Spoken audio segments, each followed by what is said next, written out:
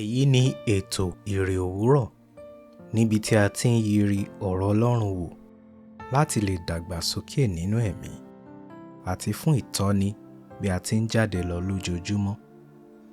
Ìwé Bíbélì Àjùmọ tí a tẹ̀ jáde láti ọwọ́ àjọ ìwé mímọ́ Scripture Union Nigeria ni à ń lò. Bíbélì kíkà wa ní òwúrọ̀ yìí ni a ó rí nínú ìwé Ámósì orí 7 ẹsẹ̀ ìkíní títí dé ìkẹtàdínlógún. Ó kà báyìí: Èyí ni ohun tí Olúwa Olódùmarè fi hàn mí. Ó pèsè ọ̀wọ́ èṣù lẹ́yìn ìgbà tí a kórè ìpín ọba, ní ìgbà tí èso ìkejì ń jáde bọ̀. Nígbà tí wọ́n jẹ koríko ilẹ̀ náà mọ́ fééféé, nígbà náà ni mo gbé ohùn mi sókè pé, Olúwa Olódùmarè, mo bẹ̀ ọ́, dáríjì. Báwo ni Jákọ́bù yóò ha ṣe lè dìde? Òun kéré jọjọ. Olúwa ronúpìwàdà nípa èyí. Èyí kò ní ṣẹlẹ̀, ni Olúwa wí. Èyí ni ohun tí Olúwa Olódùmarè fi hàn mí.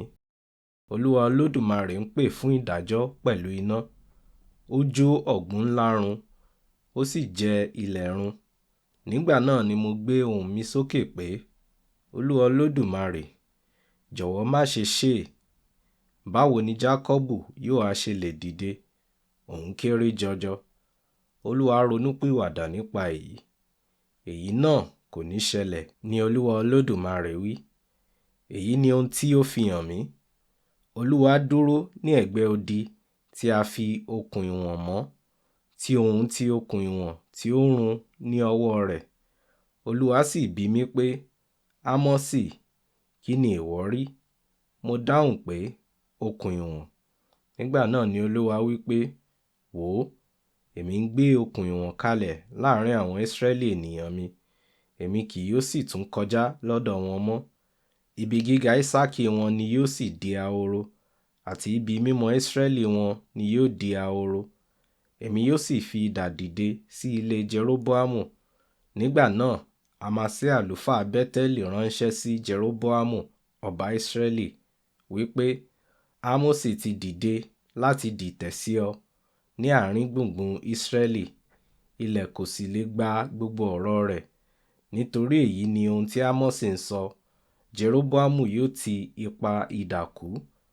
Lótìítọ́, Ísírẹ́lì yóò lọ sí ìgbèkùn, jìnnà kúrò ní ilẹ̀ ìní wọn.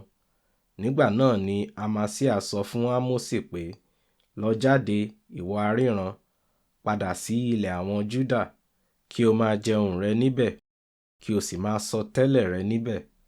Má ṣe sọ tẹ́lẹ̀ mọ́ ní Bẹ́tẹ́lì, nítorí ibi mímọ́ ọba ni àti ibi tẹ́ḿpìlì ìjọba rẹ̀. Ámósì dá Amasai lóhùn pé, èmi kì í ṣe wòlíì tàbí àwọn ọmọ wòlíì, ṣùgbọ́n mo jẹ́ olùṣọ́-àgùntàn, mo sì ń ṣe ìtọ́jú igi ọ̀pọ̀tọ́ síkámọ́rì. Ṣùgbọ́n Olúwa mú mi bí mo ti ń tọ agbo ẹran lẹ́yìn, ó sì wí fún mi pé, lọ sọ tẹ́lẹ̀ fún àwọn Ísírẹ́lì ènìyàn mi. Nítorí náà, nísinsìnyí, gbọ́ ọ̀rọ̀ Olúwa. Ìwọ wí pé, má ṣe sọ àsọtẹ́lẹ̀ sí Ísírẹ́lì, má sì ṣe wàásù sí ilé Ísákì. Nítorí náà, èyí ni ohun tí Olúwa wí. Ìyàwó rẹ yóò di panṣágà ní ìlú. Àwọn ọmọ ọkùnrin àti obìnrin rẹ yóò ti ipa idà ṣubú. A ó fi okùn wọn ilẹ̀ rẹ, a ó sì pín, àti ìwọ pẹ̀lú yóò kú ní ilẹ̀ àìmọ̀. Ísírẹ́lì yóò sì lọ sí ìgbèkùn kúrò ní ilẹ̀ ìní wọn. Ojú Ọlọ́run ń wò ọ́. Ohun méjì pàtàkì ni ó pè fún àkíyèsí nínú àyọkà òní. Ohun àkọ́kọ́ ni pé títẹ̀síwájú nínú ìwà ibi lẹ́yìn ọ̀pọ̀lọpọ̀ ìdáríjì yóò bá ìdájọ́ ayérayé pàdé. Kò sí ohun tí Ọlọ́run kò lè lò láti mú ìfẹ́ rẹ̀ ṣẹ. Ṣe àkíyèsí ohun tí Ọlọ́run lò ní ẹsẹ̀ ìkíní, ìkẹrin àti ìkeje. Ìrònúpìwàdà tòótọ́ àti yíyípadà pátápátá sí ìhà ti Ọlọ́run ni ó lè mú àkókò ìtura wá. Ohun kejì ni pé Ọlọ́run kì í sábà pe àwọn tí ó kún ojú òṣùwọ̀n fún iṣẹ́ rẹ̀, ṣùgbọ́n a máa mú kí ènìyàn kún ojú òṣùwọ̀n lójú ara rẹ̀ láti ṣiṣẹ́ fún un. Èyí ni ìrírí Ámósì ní ẹsẹ̀ ìkẹrìnlá àti ìkẹẹ̀dógún.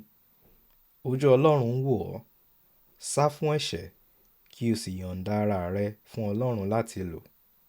Àdúrà: lò mí o, lò mí fógo rẹ. Tìrẹ mo jẹ́ o, Olúwa lò mí fógo rẹ.